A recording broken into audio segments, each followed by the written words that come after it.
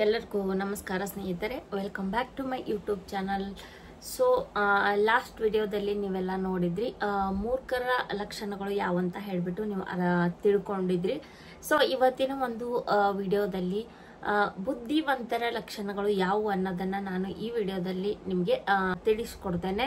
ಏದಾಗಿ ಬಂದ್ಬಿಟ್ಟು ಬುದ್ಧಿವಂತಿಕೆ ಇರೋ ವ್ಯಕ್ತಿ ಯಾವತ್ತೂ ಕೂಡ ಹೊಗಳಿಕೆಯನ್ನ ಬಯಸುವುದಿಲ್ಲ. ಅಂದ್ರೆ ನನ್ನನ್ನೇ ಹೊಗಳ್ಬೇಕು ಎಲ್ರು, ಮತ್ತೆ ತಾನು ಏನೇ ಒಂದು ಕೆಲಸ ಮಾಡೋದಿದ್ರು ಹೊಗಳಿಕೆಗೋಸ್ಕರ ಯಾವತ್ತೂ ಕೂಡ ಆ ವ್ಯಕ್ತಿ ಮಾಡಲ್ಲ. ಯಾಕಂತಂದ್ರೆ ಅವನಿಗೆ ಹೊಗಳಿಕೆ ಅಗತ್ಯ ಇರಲ್ಲ. ಯಾಕಂತಂದ್ರೆ ಅವನು ಅಷ್ಟು ಸ್ವಾಭಿಮಾನಿಯಾಗಿರ್ತಾನೆ, ಮತ್ತೆ ಅವನ ಹತ್ರ ಇರೋ ಆ ಒಂದು ಒಳ್ಳೆಯ ಗುಣ ಆ ಥರ ಇರುತ್ತೆ. ಸೊ ಅದಕ್ಕೋಸ್ಕರ ಆ ವ್ಯಕ್ತಿ ಯಾವತ್ತು ಹೊಗಳಿಕೆಯನ್ನು ಬಯಸುವುದಿಲ್ಲ. ಆ ವ್ಯಕ್ತಿ ಏನ್ ಮಾಡ್ತಾನಂದ್ರೆ ಹೊಗಳಿಕೆ ಬದಲಿ ಆ ವ್ಯಕ್ತಿ ತನ್ನ ತಪ್ಪುಗಳನ್ನ ಹುಡುಕ್ತಾನೆ. ತನ್ನ ತಪ್ಪುಗಳನ್ನ ಹುಡುಕಿ ಅದನ್ನ ತಿದ್ದುಕೊಂಡು ಸರಿಪಡಿಸಿಕೊಂಡು ಮತ್ತೆ ತನ್ನ ಕೆಲಸವನ್ನ ಮತ್ತೆ ಮಾಡ್ಲಿಕ್ಕೆ ಪ್ರಯತ್ನವನ್ನ ಪಡ್ತಾನೆ. ಅಂತಹ ವ್ಯಕ್ತಿ ಹತ್ರ ಆ ವ್ಯಕ್ತಿನ ನಾವು ಗುರುತಿಸ್ಬೇಕು. ಈ ತರನೇ ಅವರನ್ನ ಗುರುತಿಸಿದ ಅವಾಗ ಅರ್ಥ ಆಗುತ್ತೆ ನಮ್ಗೆ ಈ ವ್ಯಕ್ತಿ ಬುದ್ಧಿವಂತಿಕೆ ಇರೋ ವ್ಯಕ್ತಿ ಅಂತ ನಮ್ಗೆ ಅರ್ಥ ಆಗುತ್ತೆ. ಸೊ ನಾವು ತಿಳ್ಕೊಬೇಕು ಆವಾಗ. ಯಾಕಂದ್ರೆ ಆ ವ್ಯಕ್ತಿಗೆ ಬೇರೆದವರ ಹೊಗಳಿಕೆ ಆಗ್ಲಿ ಆ ತರ ಏನು ಅವರಿಗೆ ಅದನ್ನ ತಗೋಬೇಕು ಅನ್ನೋ ಅವಶ್ಯಕತೆ ಇರಲ್ಲ. ಆಮೇಲೆ ಇಷ್ಟನೂ ಪಡಲ್ಲ. ಅವರು ಏನ್ ಮಾಡ್ತಾರೆ, ತನ್ನ ತಪ್ಪುಗಳನ್ನ ತಾವು ಹುಡುಕೊಂಡ್ಬಿಟ್ಟು ಅದನ್ನ ಸರಿ ಮಾಡಿಕೊಂಡು ಮತ್ತೆ ತಮ್ಮ ಕೆಲಸವನ್ನ ತಾವು ಮತ್ತೆ ಮುಂದೂಡೋಕೆ ಪ್ರಯತ್ನವನ್ನ ಪಡ್ತಾ ಇರ್ತಾರೆ. ಅಂತಹ ವ್ಯಕ್ತಿ ಅತಿಯಾಗಿ ಬುದ್ಧಿ ಇರುವಂತಹ ವ್ಯಕ್ತಿ ಅಂತ ಅನಿಸ್ಕೊಳ್ತಾನೆ. ಇದರಿಂದ ತನ್ನ ತಪ್ಪನ್ನ ತಿದ್ಕೊಂಡು ಮುಂದೆ ಹೋಗೋ ವ್ಯಕ್ತಿಯಿಂದ ಏನಾಗುತ್ತೆ ಇದರಿಂದ ಅಂತಂದ್ರೆ, ತಾನು ತನ್ನ ಜೀವನದಲ್ಲಿ ಸುಧಾರಣೆಯನ್ನ ಕಂಡ್ಕೋತಾನೆ. ಆ ವ್ಯಕ್ತಿ ಸುಧಾರಣೆ ಕಂಡ್ಕೊಂಡ್ಬಿಟ್ಟು ಏನ್ ಮಾಡ್ತಾನೆ, ಆ ವ್ಯಕ್ತಿ ತನ್ನ ಜೀವನದಲ್ಲಿ ಮುಂದೆ ಹೋಗ್ತಾನೆ. ಎರಡನೇದಾಗಿ ಬಂದ್ಬಿಟ್ಟು ಸಾಧಾರಣ ವ್ಯಕ್ತಿಗಳು ಏನ್ ಮಾಡ್ತಾರೆ ಅಂದ್ರೆ, ಏನೇ ಒಂದು ನಿರ್ಣಯಗಳನ್ನ ತೆಗೆದುಕೊಳ್ಬೇಕಂತಂದ್ರೆ ಅವರು ಭಾವನಾತ್ಮಕವಾಗಿ ನಿರ್ಣಯಗಳನ್ನ ತೆಗೆದುಕೊಳ್ತಾರೆ. ಆದ್ರೆ ಅದೇ ಬುದ್ಧಿವಂತಿಕೆ ಇರೋ ವ್ಯಕ್ತಿಗಳು ಯಾವ ತರ ನಿರ್ಣಯಗಳನ್ನ ತೆಗೆದುಕೊಳ್ತಾರೆ ಅಂದ್ರೆ, ಅವರು ಏನ್ ಮಾಡ್ತಾರೆ, ತಮ್ಮ ಒಂದು ಸ್ವಂತ ಬುದ್ಧಿಯನ್ನ ಉಪಯೋಗಿಸಿಕೊಂಡು ಅವರು ನಿರ್ಧಾರಗಳನ್ನ ತೆಗೆದುಕೊಳ್ತಾರೆ. ಹೊರತಾಗಿ ಯಾವುದೇ ಒಂದು ಭಾವನೆಗಳ ಮೇಲೆ ಡಿಪೆಂಡ್ ಆಗ್ಬಿಟ್ಟು ಅವರು ನಿರ್ಣಯಗಳನ್ನ ಸಡನ್ ಆಗಿ ಯಾವುದೇ ಡಿಸಿಷನ್ಗಳನ್ನ ತೆಗೆದುಕೊಳ್ಳಲ್ಲ. ನೆಕ್ಸ್ಟ್ ಬಂದ್ಬಿಟ್ಟು ಬುದ್ಧಿವಂತಿಕೆ ಇರೋ ವ್ಯಕ್ತಿಗಳು ಯಾವತ್ತೂ ಕೂಡ ಕೆಟ್ಟವರ ಸಹವಾಸವನ್ನ ಮಾಡಲ್ಲ. ಯಾಕಂದ್ರೆ ಕೆಟ್ಟವರ ಸಹವಾಸ ಮಾಡಿದ್ರೆ ಅವರು ಕೂಡ ಕೆಟ್ಟೋಗ್ತಾರೆ ಅನ್ನೋ ಒಂದು ಭಯ ಇರುತ್ತೆ ಬುದ್ಧಿವಂತಿಕೆ ಇರೋ ವ್ಯಕ್ತಿಗಳ ಹತ್ರ. ಅವಾಗ ಅವ್ರು ಏನ್ ಮಾಡ್ತಾರೆ ಅಂದ್ರೆ, ಅವ್ರಕ್ಕಿಂತ ಬುದ್ಧಿವಂತ ಇರೋ ವ್ಯಕ್ತಿಗಳ ಒಂದು ಹುಡುಕಾಟವನ್ನ ಮಾಡ್ತಾರೆ.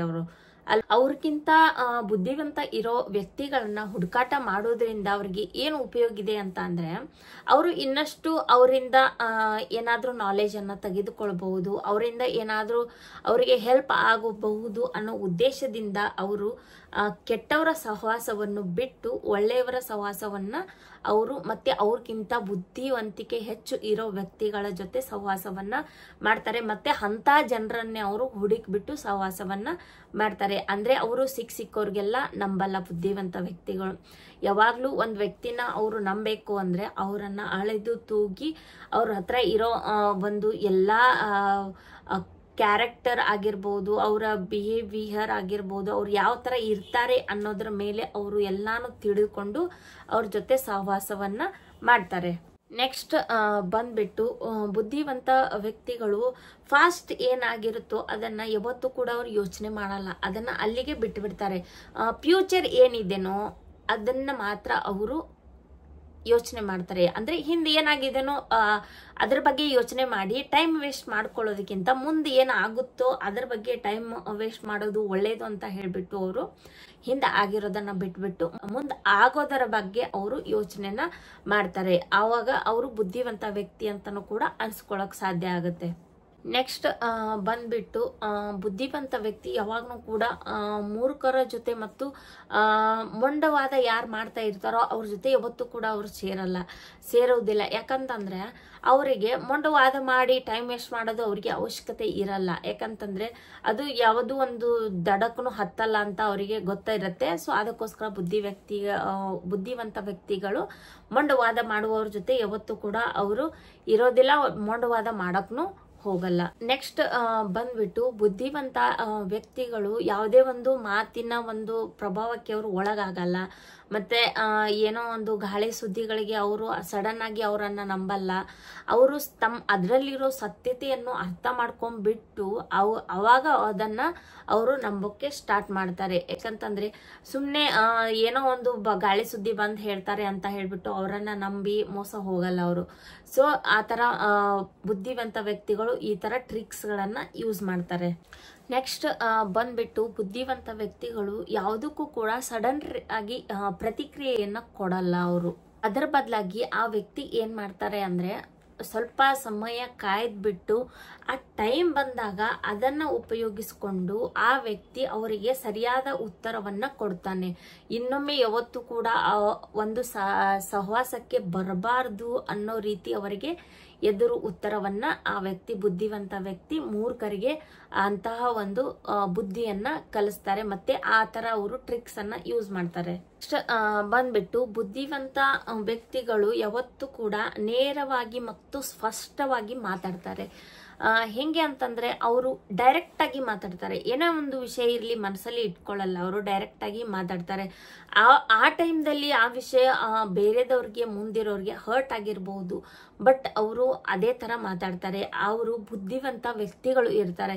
ಅವರಿಗೆ ಸುಳ್ಳೊಂದು ಹೇಳೋದಾಗ್ಲಿ ಮತ್ತೆ ಅವರಿಗೆ ಮನಸ್ಸಲ್ಲಿ ಇಟ್ಕೊಂಡು ಕೊರಗೋದಾಗ್ಲಿ ಆ ತರ ಎಲ್ಲ ಅವರಿಗೆ ಭಾವನೆ ಇರಲ್ಲ. ಸೊ ಅದಕ್ಕೋಸ್ಕರ ಅವರು ಆ ತರ ಮಾತಾಡ್ತಾರೆ. ಅವಾಗ ನಾವು ಅರ್ಥ ಮಾಡ್ಕೊಂಡ್ಬಿಡ್ಬೇಕು ಆ ವ್ಯಕ್ತಿ ಒಳ್ಳೆಯವನು ಮತ್ತೆ ಬುದ್ಧಿವಂತಿಕೆ ಇರೋ ವ್ಯಕ್ತಿ, ಅದಕ್ಕೆ ಆ ತರ ಮಾತಾಡ್ತಾರೆ ಅಂತ ಹೇಳಿ ನಾವು ತಿಳ್ಕೊಬೇಕು. ಯಾಕಂತಂದ್ರೆ ಬುದ್ಧಿವಂತಿಕೆ ಇರೋ ವ್ಯಕ್ತಿ ಏನ್ ಅರ್ಥ ಮಾಡ್ಕೊಂಡ್ಬಿಡ್ತಾನೆ ಅಂದ್ರೆ ಹೇಳೋ ವಿಷಯ ಯಾವಾಗಿದ್ರು ಹೇಳಲೇಬೇಕು ಅಂತ ಹೇಳ್ಬಿಟ್ಟು ಈ ತರ ಯೋಚನೆ ಮಾಡಿ ಸಡನ್ ಆಗಿ ಆ ಒಂದು ವಿಷಯವನ್ನ ಅವರಿಗೆ ಡೈರೆಕ್ಟ್ ಆಗಿ ಹೇಳೋಕೆ ಇಷ್ಟಪಡ್ತಾರೆ ಯಾವಾಗ್ಲೂ ಕೂಡ. ಯಾಕಂತಂದ್ರೆ ಡೈರೆಕ್ಟ್ ಆಗಿ ಹೇಳೋದ್ರಿಂದ ಏನು ಈ ಉಪಯೋಗ ಇದೆ ಅಂತಂದ್ರೆ ಅದು ಮೂರನೇ ವ್ಯಕ್ತಿಯಿಂದ ತಿಳಿದಾಗ ಆಗೋ ನೋವುಕ್ಕಿಂತ ಈ ನೋವು ಡೈರೆಕ್ಟ್ ಆಗಿ ಹೇಳೋದು ಅಂತೂ ಸ್ವಲ್ಪ ಅವರಿಗೆ ಕರೆಕ್ಟ್ ಅನ್ಸುತ್ತೆ. ಸೊ ಅದಕ್ಕೋಸ್ಕರ ಅವರು ಡೈರೆಕ್ಟ್ ಆಗಿ ಯಾವುದೇ ಒಂದು ವಿಷಯವನ್ನ ಹೇಳ್ತಾರೆ. ನೆಕ್ಸ್ಟ್ ಬಂದ್ಬಿಟ್ಟು ಬುದ್ಧಿವಂತ ವ್ಯಕ್ತಿ ಯಾವಾಗ್ಲೂ ತಮ್ಮ ಸಮಾನ ಮನಸ್ಕರ ಇರುವಂತಹ ಮನಸ್ಥಿತಿ ಇರುವಂತಹ ವ್ಯಕ್ತಿ ಜೊತೆ ಅವನು ಗೆಳೆತನವನ್ನ ಮಾಡ್ತಾನೆ. ಯಾಕಂತಂದ್ರೆ ಯಾವಾಗ್ಲೂ ಬುದ್ಧಿವಂತ ವ್ಯಕ್ತಿ ಹೆಂಗೆ ಇರ್ತಾನೆ ಅಂತಂದ್ರೆ ತಮ್ಗೆ ಈಕ್ವಾಲಿಟಿ ಇರುವಂತಹ ವ್ಯಕ್ತಿಗಳನ್ನ ಅವನು ಬಯಸ್ತಾ ಇರ್ತಾನೆ. ಹೆಂಗೆ ಅಂತಂದ್ರೆ ಅವರಿಗೆ ಬೇಕಾಗಿರೋದು ಮೋಸ ಆಗ್ಲಿ ಮತ್ತೆ ಸುಳ್ಳು ಹೇಳೋದಾಗ್ಲಿ ಅವರಿಗೆ ಬೇಕಾಗಿರಲ್ಲ. ಸೊ ಆ ವ್ಯಕ್ತಿ ತನಗಿಂತ ಒಂದು ಬುದ್ಧಿವಂತಿಕೆ ಇರೋ ವ್ಯಕ್ತಿಯನ್ನ ಸರ್ಚ್ ಮಾಡ್ತಾ ಇರ್ತಾನೆ. ಮತ್ತೆ ತನಗಿಂತ ಅಂದ್ರೆ ಟ್ಯಾಲೆಂಟ್ ಇರೋ ವ್ಯಕ್ತಿನ ಅವನು ಗುರುತಿಸ್ತಾ ಇರ್ತಾರೆ. ಸೊ ಅಂತಹ ವ್ಯಕ್ತಿಗಳನ್ನೇ ಅವರು ಬಯಸ್ತಾ ಇರ್ತಾರೆ. ಆವಾಗ ನಾವು ಅರ್ಥ ಮಾಡ್ಕೋಬೇಕು ಈ ವ್ಯಕ್ತಿ ಒಳ್ಳೆಯವನು ಮತ್ತೆ ಬುದ್ಧಿವಂತಿಕೆ ಇರೋ ವ್ಯಕ್ತಿ ಅಂತ ಹೇಳ್ಬಿಟ್ಟು ನಾವು ಅರ್ಥ ಮಾಡ್ಕೊಂಡ್ಬಿಡ್ಬೇಕು. ನೆಕ್ಸ್ಟ್ ಬಂದ್ಬಿಟ್ಟು ಬುದ್ಧಿವಂತಿಕೆ ಇರೋ ವ್ಯಕ್ತಿ ತಮ್ಮ ಹತ್ರ ಏನ್ ಆಸ್ತಿ ಅಂತಸ್ತಿದೇನೋ ಅದನ್ನ ಬೇರೆದವ್ರ ಹತ್ರ ಶೇರ್ ಮಾಡಲ್ಲ. ಮತ್ತೆ ತನ್ಗೆ ಏನೇ ಕಷ್ಟ ಬಂದ್ರೂ ಕೂಡ ತಾನು ಬೇರೆದವ್ರಿಗೆ ಅದನ್ನ ಶೇರ್ ಮಾಡ್ಕೊಳ್ಳಲ್ಲ. ಅಂತಹ ವ್ಯಕ್ತಿ ಬುದ್ಧಿವಂತಿಕೆ ಇರೋ ವ್ಯಕ್ತಿ ಆಗಿರ್ತಾನೆ. ನೆಕ್ಸ್ಟ್ ಬಂದ್ಬಿಟ್ಟು ಬುದ್ಧಿವಂತಿಕೆ ಇರೋ ವ್ಯಕ್ತಿ ತಾನು ಎಂತ ಪರಿಸ್ಥಿತಿಯಲ್ಲಿ ಇದ್ರೂ ಕೂಡ ಅದನ್ನ ಎದುರಿಸ್ತಾನೆ. ಯಾವತ್ತೂ ಕೂಡ ಧೈರ್ಯವನ್ನ ಆ ವ್ಯಕ್ತಿ ಕಳ್ಕೊಳ್ಳಲ್ಲ. ಮೊದಲೇ ಮಾತು ಅಂತ ಪರಿಸ್ಥಿತಿಯನ್ನ ತಂದ್ಕೊಳ್ಳೋಕೆ ಇಷ್ಟಪಡಲ್ಲ. ಸೊ ಹೇಳ್ದೆ ಕೇಳ್ದೆ ಅಂತ ಪರಿಸ್ಥಿತಿ ಬರಬಹುದಲ್ವಾ. ಸೊ ನಮ್ಗೆ ಗೊತ್ತಿರಲ್ಲ, ಏನೋ ಒಂದು ಪ್ರಾಬ್ಲಮ್ ಆಗಿರುತ್ತೆ, ಅಂತ ಪರಿಸ್ಥಿತಿ ಬಂದಿರುತ್ತೆ. ಸೊ ಅಂತಹ ಪರಿಸ್ಥಿತಿ ಬಂದಾಗ ಆ ವ್ಯಕ್ತಿ ಯಾವತ್ತೂ ಕೂಡ ಧೈರ್ಯವನ್ನ ಕಳ್ಕೊಳ್ಳಲ್ಲ. ಆ ವ್ಯಕ್ತಿ ಬುದ್ಧಿವಂತಿಕೆ ವ್ಯಕ್ತಿ ಆಗಿರ್ತಾನೆ. ನೆಕ್ಸ್ಟ್ ಬಂದು ಬುದ್ಧಿವಂತಿಕೆ ಇರೋ ವ್ಯಕ್ತಿ ಇತರರ ಕೆಲಸದ ಮೇಲೇನು ಕಣ್ ಇಡ್ತಾನೆ. ಯಾಕಂತಂದ್ರೆ ಆ ವ್ಯಕ್ತಿಗೆ ಏನಾಗುತ್ತೆ, ತನ್ನ ಕೆಲಸದ ಜೊತೆಗೆ ಬೇರೆದವ್ರ ಕೆಲಸನು ಮಾಡಿದ್ರೆ ಅವರಿಗೆ ಆ ವ್ಯಕ್ತಿಗೆ ಏನಾಗುತ್ತೆ ಅಂದ್ರೆ ಇನ್ನೊಂದ್ ಸ್ವಲ್ಪ ನಾಲೆಜ್ ಜಾಸ್ತಿ ಸಿಗುತ್ತೆ ಅನ್ನೋ ಒಂದು ಆಸೆಯಿಂದ ಆ ವ್ಯಕ್ತಿ ಬೇರೆದವರ ಕೆಲಸದ ಮೇಲೇನು ಕಾನ್ಸಂಟ್ರೇಷನ್ ಮಾಡ್ತಾನೆ. ಕೊನೆಯದಾಗಿ ಬಂದ್ಬಿಟ್ಟು ಬುದ್ಧಿವಂತಿಕೆ ಇರೋ ವ್ಯಕ್ತಿ ಯಾವಾಗ್ಲೂ ತಮ್ಮ ಒಂದು ಭವಿಷ್ಯದ ಬಗ್ಗೆನೆ ಯೋಚನೆ ಮಾಡ್ತಿರ್ತಾರೆ. ಮತ್ತೆ ಅವರು ಒಂದು ತಮ್ಮ ಭವಿಷ್ಯಕ್ಕಾಗಿ ಉಳಿತಾಯವನ್ನ ಮಾಡ್ತಾ ಇರ್ತಾರೆ. ಸೊ ಇವೆಲ್ಲ ಲಕ್ಷಣಗಳು ಬುದ್ಧಿವಂತಿಕೆ ಇರುವಂತಹ ಮನುಷ್ಯನ ಹತ್ರ ಕಾಣಿಸ್ತವೆ. ಸೊ ಇಷ್ಟು ಇವತ್ತಿನ ಈ ವಿಡಿಯೋ ಆಗಿದೆ.